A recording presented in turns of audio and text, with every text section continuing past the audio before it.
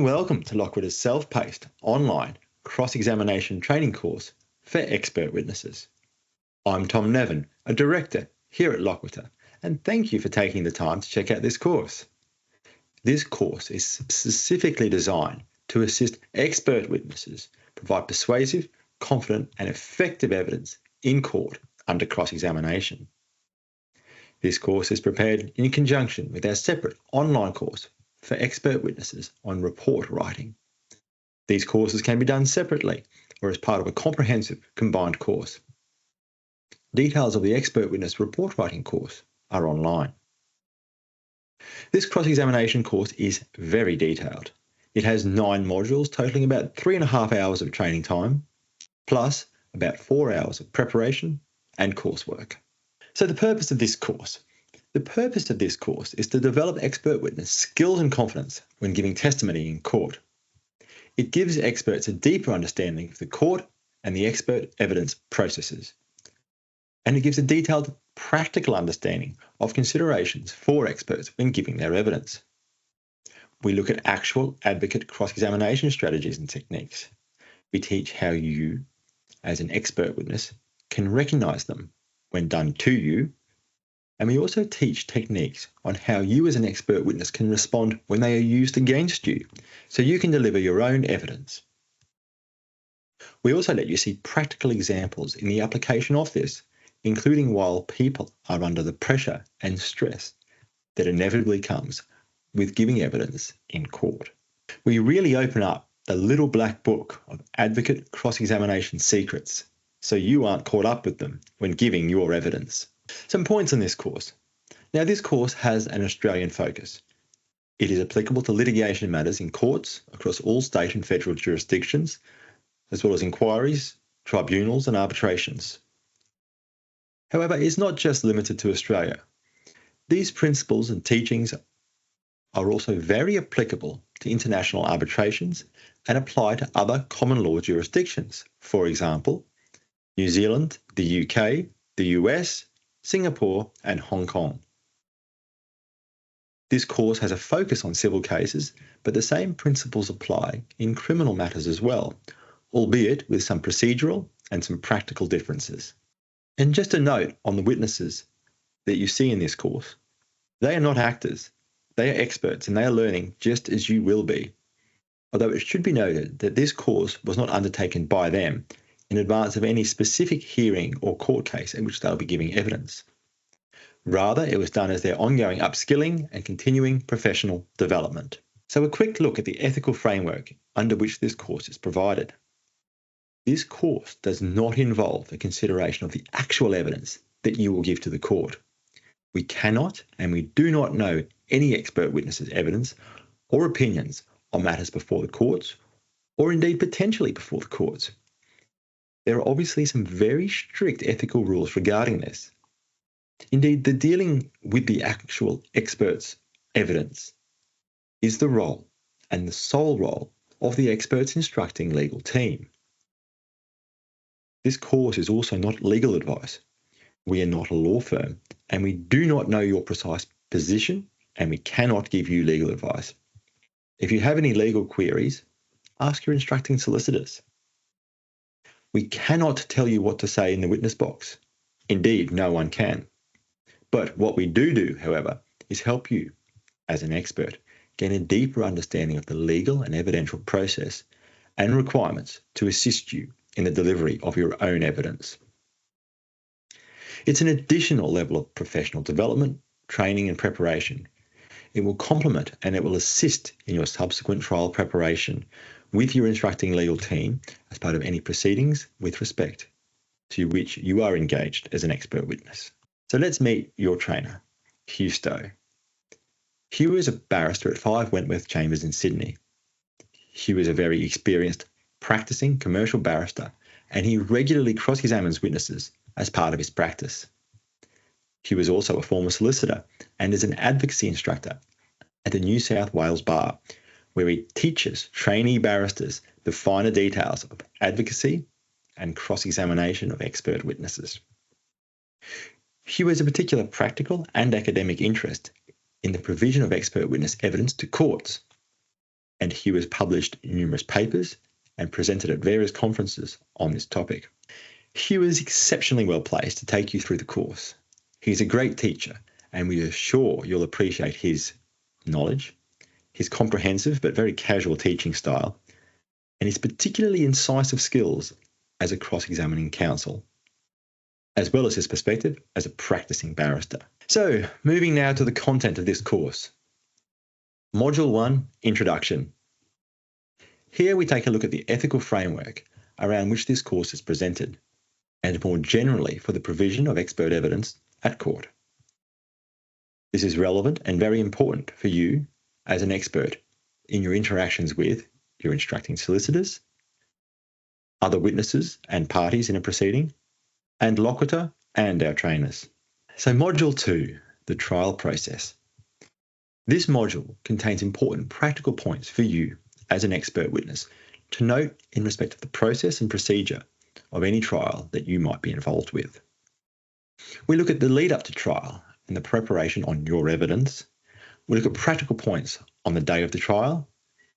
We look at the types of evidence and the witnesses giving evidence at the trial. And we discuss some specific points on the admissibility of evidence as they relate to expert witnesses. We also discuss the very important point of duties and the expert witness code, which is required of you as an expert witness. So Module 3, the giving of evidence itself. We turn now to look at the actual giving of evidence by experts. This is a very detailed and a very comprehensive topic. We look at the phases of witness examination, in particular cross-examination.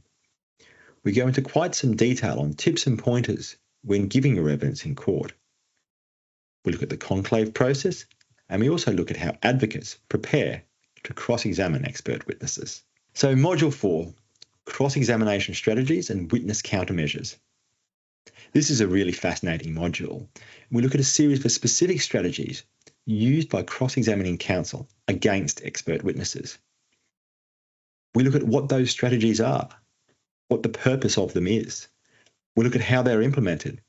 We teach you as an expert how to recognise them when they're done to you, and we teach effective ways for you as an expert witness to respond if they ever are done to you while you're in the witness box. So Module 5, specific issues for experts in cross-examination. We discuss several points in this module, and they are listed in detail on your screen. Of particular note, though, is we see how courts assess expert testimony and evidence. You see what they look for, what factors will add and what factors will detract from the weight of your expert evidence. And we look at how experts can deal with certain issues they may be faced while under cross-examination. For example, how to deal with further information, how to deal with any changes to your opinion, and how you may want to deal with any points that are raised in respect of your fees. So Module 6, don't regard it as a game you're trying to win. And when should experts make concessions in cross-examination? Here we start the practical part of the training. We look at a series of cross-examinations of expert witnesses in the context of what has just been taught. We see examples of how advocate cross-examination strategies and tactics are implemented. And we see how expert witnesses get caught by them. We discuss how they should have perhaps responded to avoid these traps to deliver that witness's own evidence. Now, the first of these we look at is the issue of expert witnesses' thought processes in how they approach cross-examination. And we see how experts get tempted to engage in a form of competition with the barrister, and how this can cause problems with their evidence.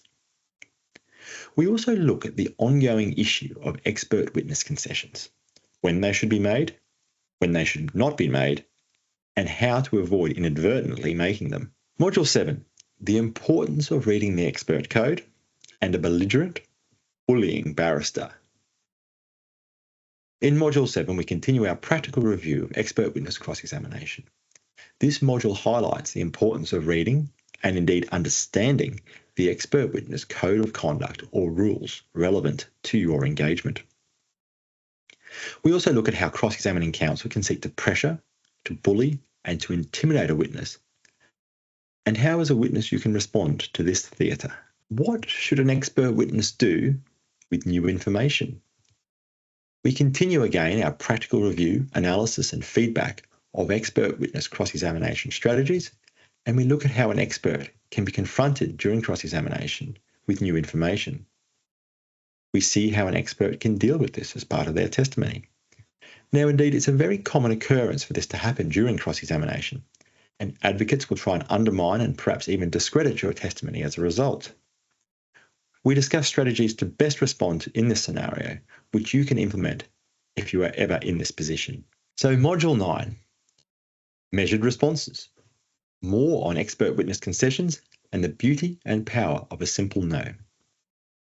In this final practical module, we look at how expert witnesses should be measured and thoughtful in their testimony, even when under pressure from cross-examining barristers.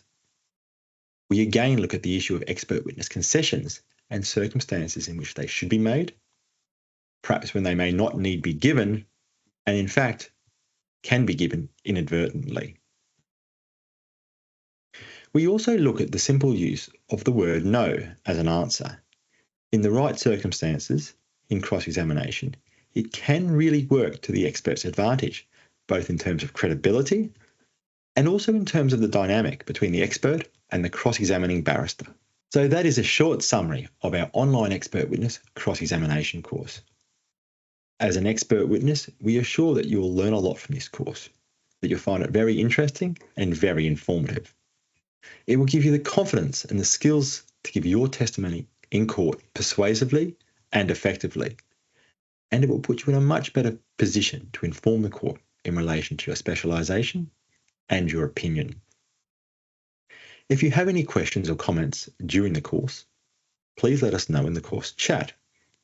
If you're interested in further training on this topic, we have various options available, including bespoke sessions in-house for organisations and intensive live mock cross-examination sessions for expert witnesses in small groups.